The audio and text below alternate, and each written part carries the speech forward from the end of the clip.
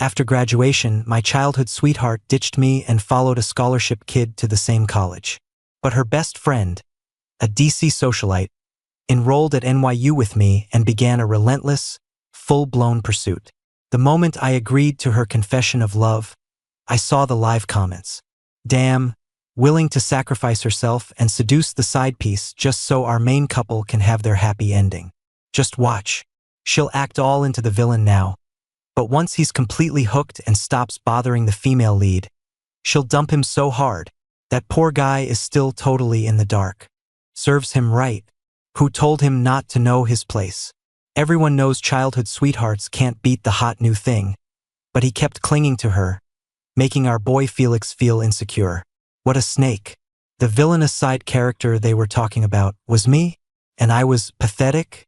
I glanced over at Vivian Foster, who was leaning against a supercar overflowing with flowers. She was gorgeous, rich, eager to please, and completely at my beck and call. I was the one making out like a bandit here. Okay? Later, the scholarship kid would tearfully threaten to break up with her to prove she hadn't fallen for me. Vivian, annoyed, would dial my number, but no one would answer, because I had already ditched her first. With all the money she'd given me over the years, I was on a plane to study abroad. The live comments appeared just as I was about to accept Vivian's confession. This top-tier heiress from DC had traveled all the way to New York after graduation, just to chase after me, the son of a bankrupt family. She pulled up in an Aston Martin filled to the brim with roses. The delicate hand resting on the window frame was adorned with a Richard Mille. Her every move smelled of burning money. She smiled, dazzling and bold. Leo Rhodes, I've had a crush on you for so long. Give me a shot. Huh? A wave of screams erupted from the people around us. The comments scrolled by in a frenzy. Say yes, you villain. Only when you're with the loyal number 2 girl will you stop bothering our main couple's sweet romance. This scheming guy is the worst. Even if you're the female lead's childhood friend, you should know that's no match for the new guy. Why do you keep throwing yourself at her? So shameless. Second lead, you have to play him for a fool. When he's most obsessed, dump him and teach him a lesson. It would be even better if you could make him flunk out of school and never recover. So that was the deal? In that case, I was beyond delighted. I took the bouquet from her. All right, this was a gorgeous, loaded DC socialite we were talking about. A girl completely out of my league. And now, just to trick me, she was humbling herself and using every trick in the book to seduce me. Could a deal this good even exist? I'd finally made it. The female lead the comments mentioned was my childhood friend, Linda Vance. Our mothers were once best friends. When I was 10, my family went bankrupt, and I was sent to live with the Vances. Although they treated me well and I never lacked for food or clothing, the suffocating feeling of being a charity case, along with the malicious whispers of others, chipped away at my pride, day after day. It wasn't until puberty hit that I discovered something. The closer I got to Linda, the quieter the rumors became. To make my own life easier, I started getting close to her, bringing her breakfast, delivering water to her at the sports field, doing all her homework. It was a tender age, and the way Linda looked at me held a certain ambiguity. Our classmates whispered among themselves, guessing when we'd make it official. Those nasty rumors disappeared. The people who once looked down on me started to warm up. Until our senior year of high school, a poor but aloof boy transferred to our class, Felix Cole. I became his foil. My every move only served to highlight his resilience and integrity. Though he was poor, he was above worldly things, treating money like dirt. I, on the other hand, once got into a public screaming match with a shady boss who used a rigged scale to overcharge me $5. He easily aced his way to the top of our grade. I pulled all-nighters, and my practice test scores only went up by 5 points. People laughed at me for trying so hard for nothing. Soon enough, Linda was captivated by his unique charm. She started to draw a line between us. She warned me not to walk to and from school with her anymore. I breathed a sigh of relief. I'd only gotten close to her with a motive in the first place. If she had actually fallen for me because of it, then I really would have felt guilty. After graduation, they quickly made their relationship official. I also took the initiative to move out of the Vance house and start living on my own. After our scores came out, the two of them were curled up on the living room sofa, cooing over college applications. They happened to see me coming down the stairs. Felix was clearly surprised. "What are you doing here?" "I came to see Mr. Vance." I apologized to him. "I didn't mean to interrupt you."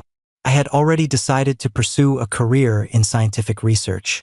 Mr. Vance's family ran a biomedical company and had deep roots in the field, with extensive connections that included top professors and academic giants. Getting his advice couldn't hurt. Not long after I left the house, Felix caught up to me. He looked furious. "Don't think I don't know what you're up to. You just want to hang around her a little more, don't you?" I didn't understand why he always saw me as a rival. But we were outside, and making a scene would embarrass Mr. Vance. So I didn't argue with him.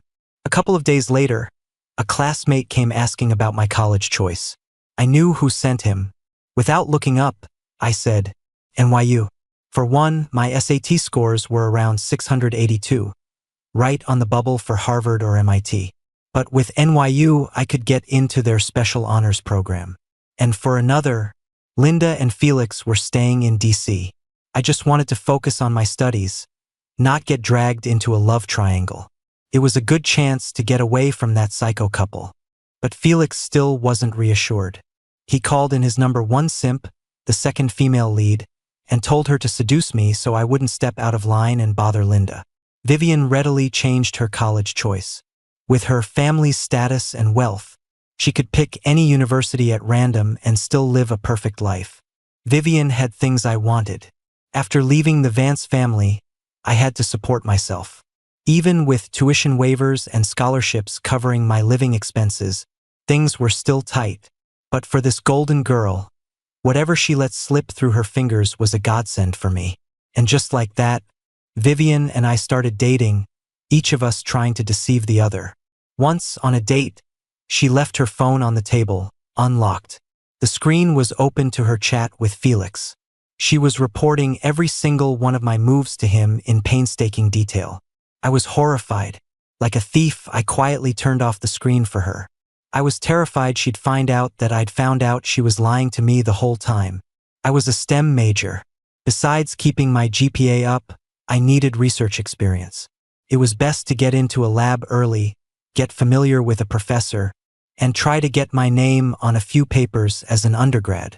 That would help me get into a better grad school. So, by the first semester of my sophomore year, I had confirmed my research direction, picked a professor, and joined his project team. But the path wasn't exactly smooth. Lately, I had no idea what was going wrong. Maybe the cells in my petri dishes were in a bad mood. They died and died and died. The entire experiment was completely stalled. As I was tearing my hair out in silent despair, a helpful senior walked over and handed me a small piece of bread. He told me that the end of science is superstition. When you can't get results, it might be because something unclean has entered the lab. Maybe try doing a lion dance in front of the equipment to ward off evil spirits. Who knows, maybe the machine spirit will be pleased, and it'll work. He said there was once a senior student who was so desperate she started crawling around the lab, barking like a dog. Miraculously, her experiment started working. And so, those two performance art pieces became time-honored traditions in our lab. He patted my shoulder. "Leo, why don't you give it a try? Hey, a crooked path is still a path." I politely declined. As the top student in my department and a campus heartthrob, I had a reputation to maintain. 3 more days passed. My experiment had made zero progress. The pressure was so immense my head felt like it was going to explode. Along with it came mood swings, hormonal imbalances, handfuls of hair falling out, and several pimples on my face. I decided to reward myself with a nice meal. I changed into a sharp outfit and asked Vivian out for a drink. She was a lightweight. After one low-alcohol drink, she was already slightly buzzed. We were sitting close, the air thick with an ambiguous spark. The dim lighting made the contours of her face look even more exquisite. I licked my lips. A sudden hunger rose within me. I said, "Let's not go back tonight, okay?" Vivian froze. She had never thought about taking things that far with me. She certainly never expected me to be the one to suggest it. I kissed the corner of her lips. My smile deepened. What's wrong? We're boyfriend and girlfriend, aren't we? She came from a very strict family and was still a virgin. A little teasing was all it took. Her breathing grew tense. Her heart rate sped up. Under the dual stimulation of alcohol and hormones, the tips of her ears turned bright red, and a captivating blush spread across her swan-like neck. I was like a starving wolf that had finally caught its prey, tireless. We used up the whole box.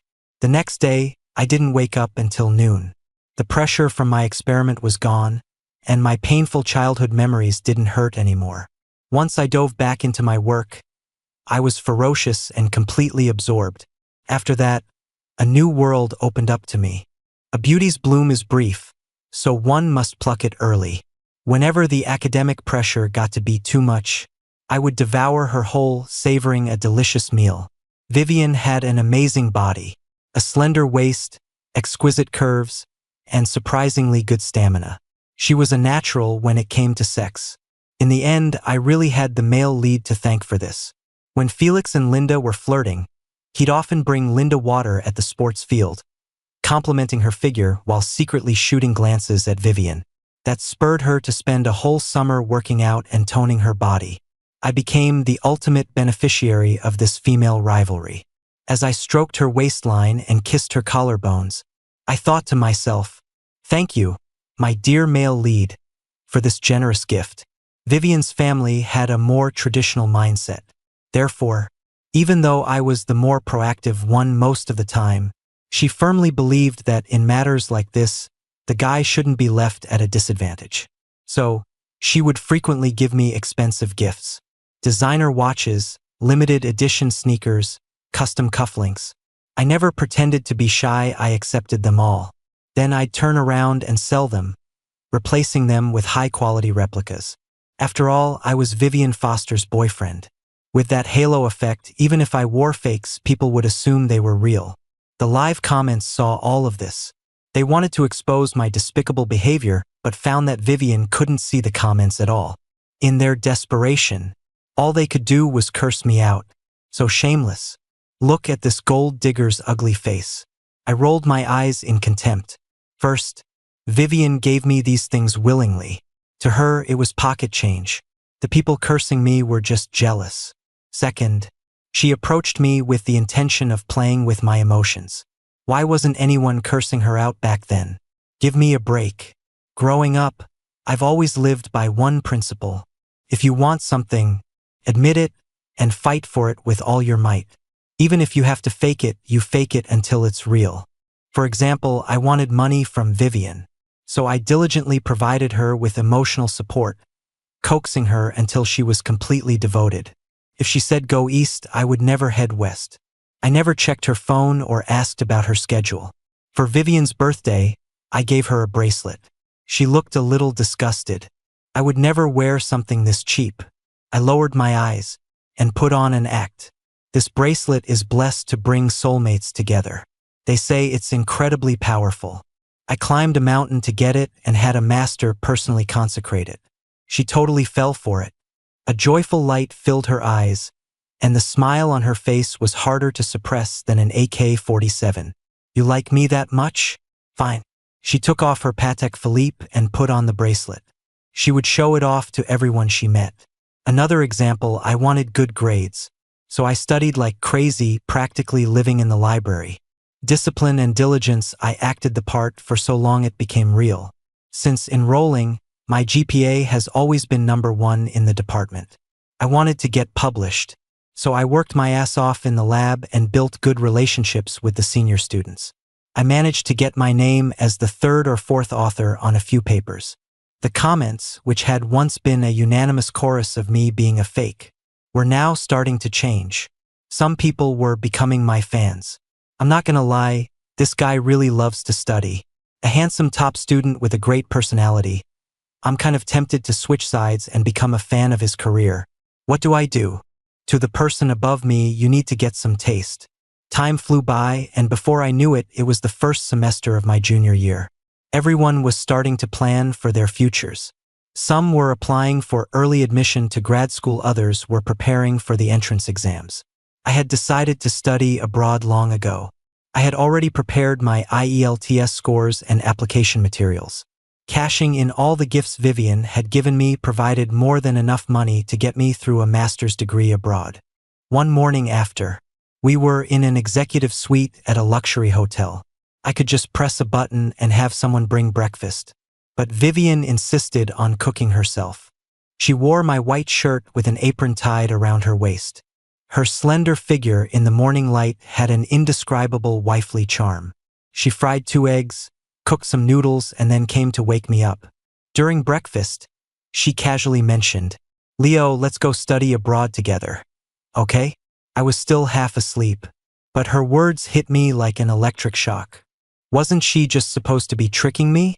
I was still fantasizing about Vivian dumping me putting on an Oscar-worthy performance of crying for 3 hours, and her giving me a huge sum of money for my emotional distress out of pity.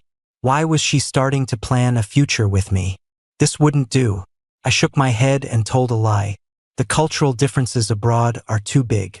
I'm afraid I wouldn't get used to it. Actually, I'd rather go back to DC. After all, we both grew up there. I've pretty much prepared all my application materials for Harvard's grad program. Vivian thought for a moment. Okay, then I'll talk to my family. She was going to take over her family's business anyway. It didn't matter where she went to school. But for extra insurance, I decided to play a dirty trick. I knew that for years, someone had been stalking my various social media accounts. So I blocked everyone I knew and posted an update. Getting ready to go to the US for grad school with my baby. So excited for our life as an international student couple. It worked like a charm. At the end of September, Vivian got her early acceptance to Georgetown, and I received my offer from MIT. But I lied to her. I gave my roommate $50 and asked him to Photoshop me a screenshot of an early acceptance to Harvard. I sent it to Vivian. "That's great. Baby, we can be together again." June was graduation season and parties were everywhere.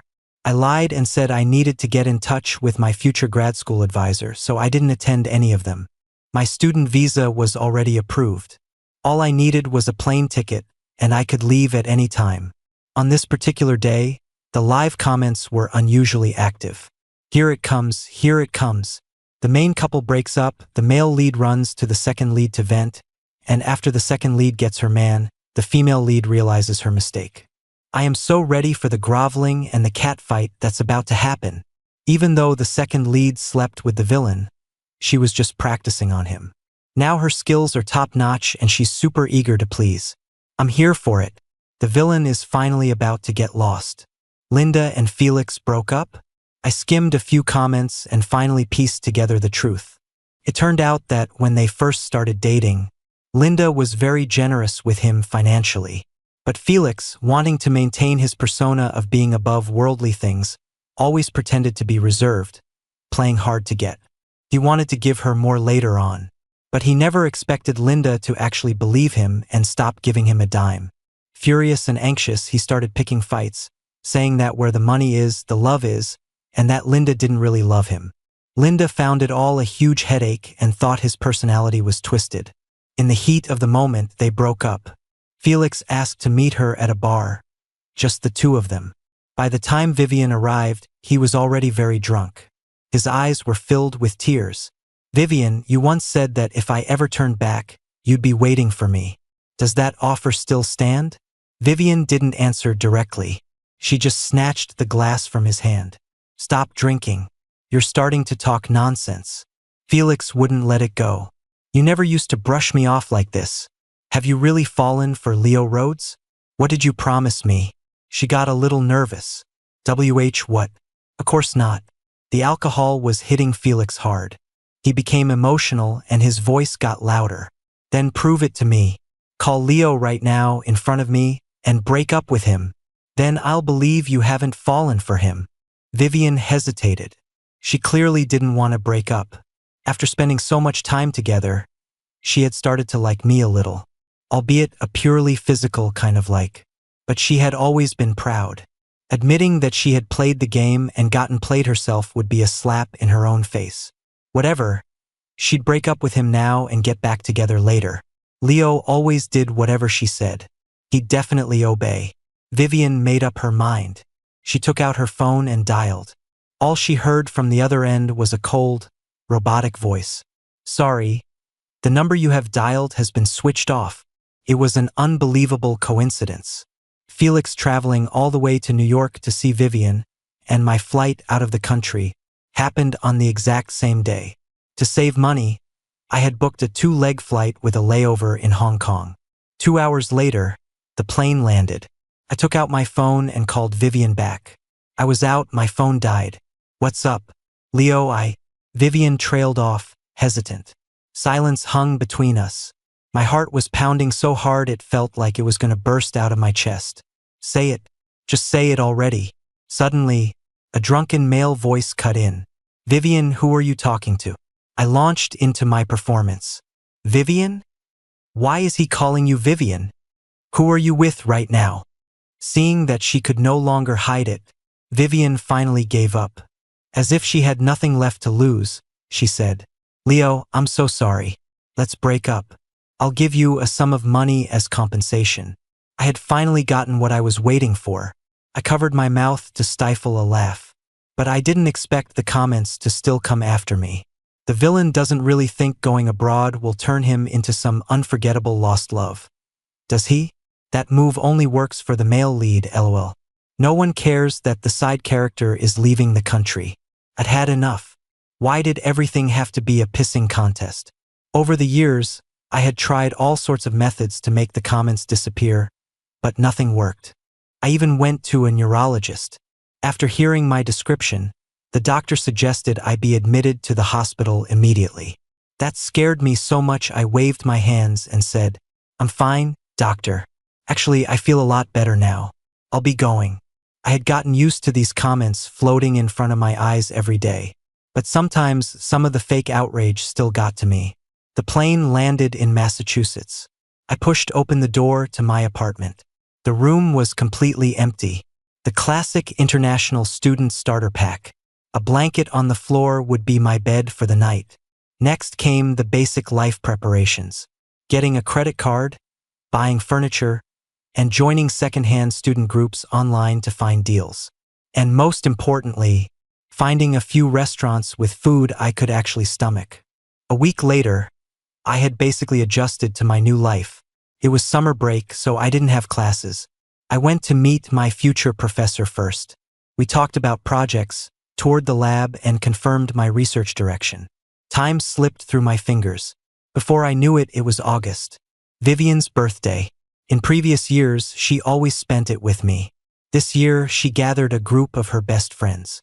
Even though it was more lively with more people, she just felt off. Getting used to one person's company is a terrifying thing. She sat in the host's seat, head in her hands, not saying a word. This time, she had really gone too far. Playing with a guy's feelings for 4 whole years. The beginning was her doing, and the end was too. Vivian cursed herself internally. Damn it, how could she be such an asshole? On that phone call, Leo's voice had been so choked up. It wouldn't be an exaggeration to say he was heartbroken. He was truly madly in love with her. Although she had given him a hefty sum as financial compensation, 4 years, $4 million. But Vivian was sure that if Leo had to choose between the money and her, he would, without a doubt, rather give up the $4 million than give up being with her. At that very moment, on the other side of the ocean, as I was gleefully counting the balance in my bank account. Achoo! This was supposed to be a birthday party. But the birthday girl herself was gloomy and silent. The atmosphere was a bit awkward. Her friends chattered away, trying to liven things up. One clueless, unlucky soul asked, "Hey Viv, that bracelet is pretty unique." Huh? Vivian was dressed casually for the outing. The only thing that stood out was the sub-3-figure bracelet on her wrist. It looked so out of place, not matching her vibe at all. Another friend quickly shushed her. "Shut up, that was a gift from her ex." Vivian felt like 2 holes had been punched through her heart. Wind whistled through them. She looked down. If no one had mentioned it, she would have forgotten it was from Leo.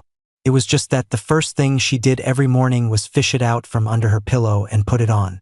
It had become muscle memory. Leo's words when he gave it to her replayed in her mind. This bracelet is blessed to bring soulmates together. They say it's incredibly powerful. I climbed a mountain to get it and had a master personally consecrate it. They say it's super effective. The thought made her agitated. She ran a hand through her hair and kicked both of them out. Can't I just wear it because it looks good? Get out. Only my roommate and a few friends knew I had gone abroad. But they all despised Vivian for her scummy girl behavior. So they all willingly helped me keep it a secret from her. Vivian sent me a long apology essay on WhatsApp. I sent her a 9-cent transfer. She accepted it, thinking it was a signal that I was willing to reconcile. She pushed her luck and asked if we could meet up. I thought of the perfect reply. Sorry, you breaking up with me so suddenly really hurt me. I'm not ready to see you right now. Whatever it is, let's talk when school starts. I didn't reject her completely. Instead, I left her a sliver of hope. Because of that sentence, Vivian spent the rest of her break in agony, counting the days on her fingers. She finally made it to the first day of grad school. She was in the business school, which had orientation in the morning. The life sciences school, on the other hand, had its registration in the afternoon. As soon as she got her materials, she went to stake out the life sciences registration desk. She waited and waited, from just 2 or 3 people at the beginning to a long line forming. And then finally, the sun set and even the staff had all gone home. But there was still no sign of Leo Rhodes. She was confused and disappointed. Just as she was about to leave, a guy ran up to her. Hi. Excuse me, are you Vivian Foster? She recognized him. It was Leo's undergraduate roommate. Yes. Where is he? The guy explained. I'm so sorry.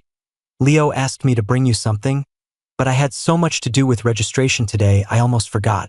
I just remembered now. A terrible feeling rose in Vivian's heart. The guy dug an envelope out of his bag and handed it to her. She opened it.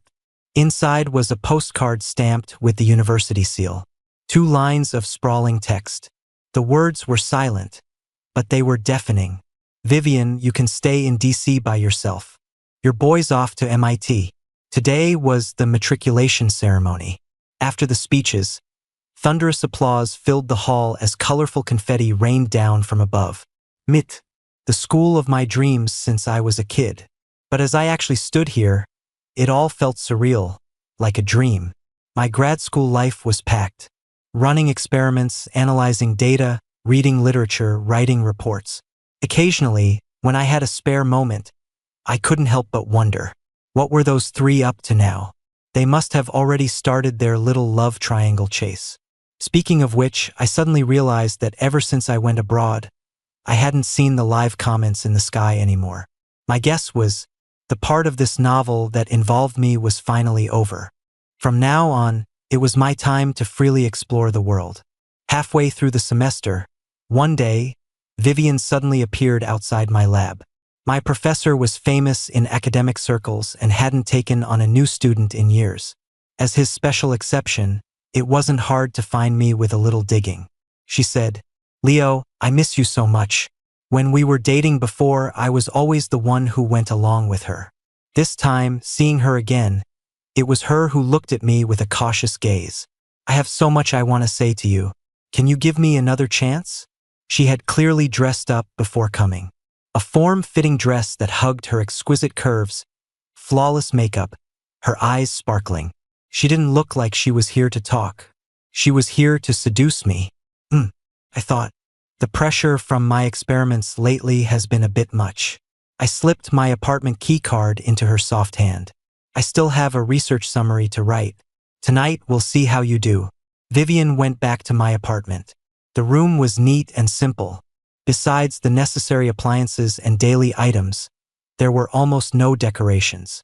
In the afternoon, she spent waiting for me to summon her. She went to a nearby mall and decorated the room. Roses, scented diffusers, candles.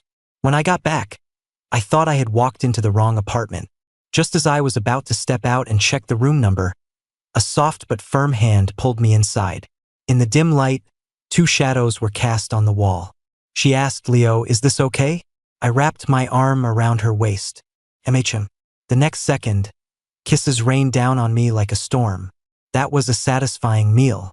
The next morning, I stroked her long hair as if comforting a lazy kitten. I praised her. "Very good, very well behaved." Vivian blushed a little.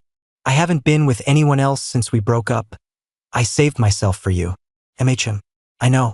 I could feel it. Her passion had been building for a long time. "So we're not getting back together." I cut her off flatly. She was both flustered and embarrassed. "But last night Yeah. I was perfectly calm. "You got off too, didn't you? But you clearly hinted that I still had a chance." She got out of bed, got dressed, and pulled up our old chat history on her phone. 9 cents. "Didn't you mean to imply that we could be together forever?" "What?"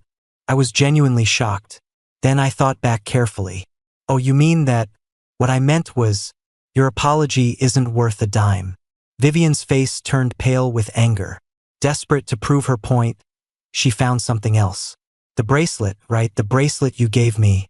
You said it was for finding love. I wear it every day and can't bear to take it off." I fell silent again. Actually, the bracelet wasn't specifically sought out for her. The Genine Temple was perched on a mountaintop. Legend had it that if your heart was sincere enough and you hiked to the summit, whatever you wished for would come true. This applied to love, and it applied to academics. During the period after I had submitted my applications and was waiting for the results, I was naturally anxious. Finally, one morning, leaning on a hiking stick, I trekked to the mountaintop. In the center of the main hall, the Buddha sat silent, its eyes full of compassion. I clasped my hands together and knelt in prayer for a long time. On a table to the side was a container of fortune sticks. A monk asked, "Would you like to draw one?" I picked it up, hesitated for a moment, then slowly put it back down. I smiled with a sense of release. "No, thank you. I had already done my absolute best for 3 years of college. The rest was up to fate. No need to worry excessively." There was a souvenir shop outside the temple where one could rest. I ordered a cold drink and, on a whim, bought a bracelet for Vivian. But I didn't know that the goddess of fate had quietly smiled upon me. Just as I turned to leave, a gust of wind blew through the door. Clatter. The fortune stick container tipped over. A single bamboo stick fell to the floor. A top-grade fortune. After that, I had a frank talk with Vivian. I told her that I didn't blame her at all. From the very beginning, I knew she was playing me. So, in those 4 years, I didn't suffer any real loss. On the contrary, I gained a lot from her. MIT is expensive, a tuition assassin. My family went bankrupt long ago. I only finished high school thanks to the Vances support. Without Vivian, I might not have pursued a graduate degree. And I certainly wouldn't be where I am today. Besides that, there was one more thing. Her cooking skills were genuinely top-notch. I felt like I had won the lottery. Vivian was a little unhappy after hearing all this. I comforted her. "Come on, even though we can't go back to being a couple, at least we can still be." Before I could finish, she suddenly broke down and yelled, "No, I'm a very traditional person. You can't do this to me." I was actually going to say we could still be friends. I have no idea how her mind went there. Since she brought it up, a wicked thought crossed my mind. I tentatively said, "Just say it, are you willing or not?" She suddenly became coy. You have to give me time to think about it." I went back to China for winter break. On the 5th day of the Lunar New Year, Mr. Vance invited me over for dinner. Before the meal started, he asked me if there was any special woman in my life. I told him honestly, no. I was more interested in getting my PhD. Linda didn't seem to enjoy the dinner very much. She picked at her food for a bit, then said she was full, and then, uncharacteristically, started drinking. One glass after another. I had no idea what she was venting about. I, on the other hand, was in a great mood. I ate fish, shrimp, goose, and duck, and even polished off a bunch of sunflower seeds and clementines. When it was over, Mr. Vance looked a little embarrassed. Leo, everyone's been drinking, so we can't drive you home. I pretended not to understand the hidden meaning in his words. I just glanced at the time on my phone. It's okay, Mr. Vance. The subway is still running. I'll walk over in a bit. It'll be good for digestion. Seeing this, he didn't insist. He called Linda over. He said it wasn't safe at night and told her to walk me part of the way. The cold wind howled, and the snow on the ground reflected the moonlight, brightening the night. We walked side by side in silence. She was the first to speak. Leo, we haven't seen each other in so many years. Is there nothing you want to say to me? I said calmly, no. But I've wanted to say something for a long time. Buoyed by the alcohol, she spoke boldly. Leo, back in school, used to like me, right? Can we start over? I was a little surprised. How many years had it been? Why was she still hung up on that? At this point, I decided to tell her the truth. I'm sorry, but I used you back then. The fact that I was living at your house, there were too many rumors. Some people said I was a freeloader. Others said I was the son of a deadbeat hiding from debt at your place. I sniffled. All these years, my parents have been working hard to pay back their debts. They work during the day and run a street stall at night. They're not deadbeats. I was young then, not as strong as I am now, so those words really hurt me. They even affected my studies. Later, I noticed that you came from a good family. You were down to earth, cheerful, and the center of our class. If you paid more attention to me, they would talk about me less. So, when I was nice to you back then, it wasn't genuine. It was for a reason. Later, when Felix transferred, you told me to keep my distance. I was actually pretty happy about that. You didn't like me, and you didn't have to be bothered by me anymore. It was a good thing for both of us. No, Leo, how could I not like you? You were the first person I ever liked. She was getting agitated, and the alcohol was making her spill all her secrets. She couldn't hold anything back. The person who started those rumors about you, it was me. Because our relationship was special, I wanted you to get closer to me. What? Smack. My hand moved faster than my brain, and I slapped her across the face. The speed of it shocked even me. Linda was a bit shorter than me, but in a moment of rage, you can unleash infinite potential. Despite our similar sizes, the force of the slap sent her head whipping to the side. The slap sobered her up instantly. Smack. I followed up with a backhand, straightening her head back out. But I still wasn't satisfied, so I began. A slow-motion replay with my left hand and my right hand. While hitting her, I cursed through clenched teeth. So that's why people were gossiping about me for no reason. It was you, setting me up from behind. Of the three of you, you're the absolute worst. Shameless beyond belief. There was still some time before school started again. During the break, I received an invitation from my high school principal. The school annually invites outstanding graduates to record speeches for students about to enter the 100-day countdown to their own final exams. On the day I returned to my old school, Felix was there too. But I acted like I didn't see him, avoiding eye contact the entire time. As I passed the small garden outside the academic building, he hurried to catch up with me. Why? Why are you always trying to take everything from me? Now, Linda wanted nothing to do with him. Vivian had also blocked his number. The male lead halo he was once so proud of had completely vanished. I turned around. I was puzzled but also amused. We haven't had any contact since high school graduation. Have we? But you've been secretly stalking me. Haven't you? I actually hadn't noticed at first. It wasn't until the end of my freshman and sophomore years, when various platforms started releasing their annual account summaries. Felix, hiding behind a default avatar and username, had secretly visited my profile 800 times, beating 99% of my friends to become my top fan. I wasn't angry. In fact, I got a huge kick out of it. You don't have to feel bad for stalking someone as perfect as me. I knew Felix's years of malice toward me stemmed from those two girls. I reasoned with him. Linda and Vivian, they're both messed up. Is being liked by them really something to be happy about?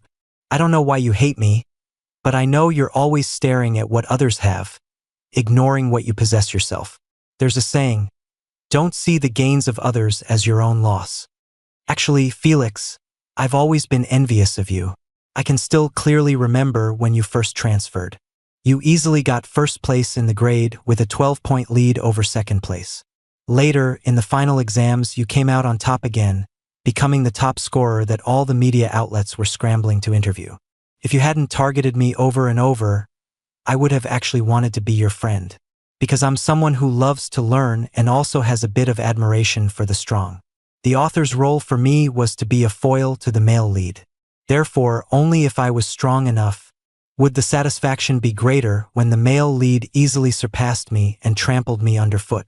So, the author gave me a brain second only to a god of studying. As long as I was willing to work hard, I could achieve the results I wanted. The paths before me were few. Business relied on talent. I had no business acumen and no capital. The money my family owed the bank from their bankruptcy was only just paid off in the last couple of years. Love relied more on luck. Whether a relationship is good or bad depends on the person you meet. If you're unlucky, you meet the wrong person, or the two of you just can't get along. Then no matter how much effort you put in, the relationship will eventually fail. But studying, putting in the effort, reaping the rewards, that was one of the few things I could completely control and get positive feedback from. Only the path of study was the fairest and most stable for me. It's what has brought me to where I am today.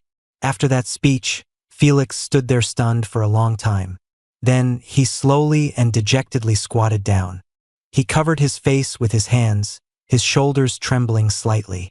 "I'm sorry. Leo, I'm so sorry. Actually, I knew what I was doing was wrong, but..." He spoke in broken phrases. "My family is very poor. I only got into that elite high school on a special admission because of my grades. I knew that Linda and Vivian were probably the highest quality women I would ever meet in my life. I had to seize the opportunity to climb the social ladder, so I was worried that you would steal them away." I sighed. To be honest, being his imaginary enemy and being targeted by him for so many years really pissed me off. But I have a soft heart. I can't stand to see people cry in front of me. I patted his shoulder comfortingly. "You were the top scorer on the SATs, an outstanding graduate of Harvard. How could you think like that? Your talent, your achievements are things others can only dream of. Why don't you put your energy in the right place and maximize your strengths?" I pulled him up by the arm. "All right, it's freezing out. Don't stand here in the cold." I took him to a nearby cafe and ordered him a hot sweet rice milk tea. Without me having to say much more, Felix finally listened. He corrected his course and started working hard on his career. At a young age, he became a senior executive at a major company. Later, he bought a small apartment in DC on his own. Whenever night fell, he could see the glittering lights of the downtown skyline through his window. He said, "Thank you, Leo. I was so narrow-minded before. You were right. If you want something, you have to fight for it yourself. We both have bright futures." My phone buzzed with another message from Vivian. She was studying business management, so her course load wasn't particularly heavy. Plus, she had been taking all sorts of business and finance prep courses since she was a child. She was breezing through it. So, she was very bored. She would message me on WhatsApp whenever she had nothing to do. Sometimes it was a travel photo, sometimes it was a song. I was busy as hell and never opened them. But today, the content was a little different. "That thing you said last time, I've thought it over. Are you busy with experiments lately? When are you free? I can come find you anytime." She also sent a puppy dog emoji. Nervous, expectant. I put my head in my hand. She was still hung up on that. "I was just messing with you, you silly girl.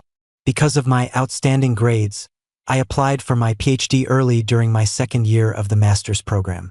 5 years later, I graduated with my doctorate. Before returning to China, my professor asked if I needed him to write me a recommendation letter for a research institute. He was a top figure in the industry with extensive connections. As his student with his recommendation, if I stayed and worked, I could get a green card and immigrate. A future so bright I couldn't sleep. But I still refused. For 2 reasons. First, my family and relatives are all in China. Second, I really can't stand American food. I accepted a position at a top-tier university in China. I would do research and climb the academic ladder. Lecturer, associate professor, professor, I would climb my way up step by step. The moment the plane landed, the long-vanished live comments reappeared. This time, no one was cursing me. They were all welcoming my return. I misunderstood you all these years. Turns out the villain really just wanted to study. A graduate of a top university, a leading talent in his field, who rejected a high-paying job abroad to return and teach at a university in his home country. This is clearly the real male lead. Okay. I'll fight anyone who calls him a villain again. My king, my king. I won't allow anyone to disrespect you. Actually, I quite like the title of villain. To want something and to go after it with clear purpose. Sounds pretty cool. I want. I strive. Therefore, I get.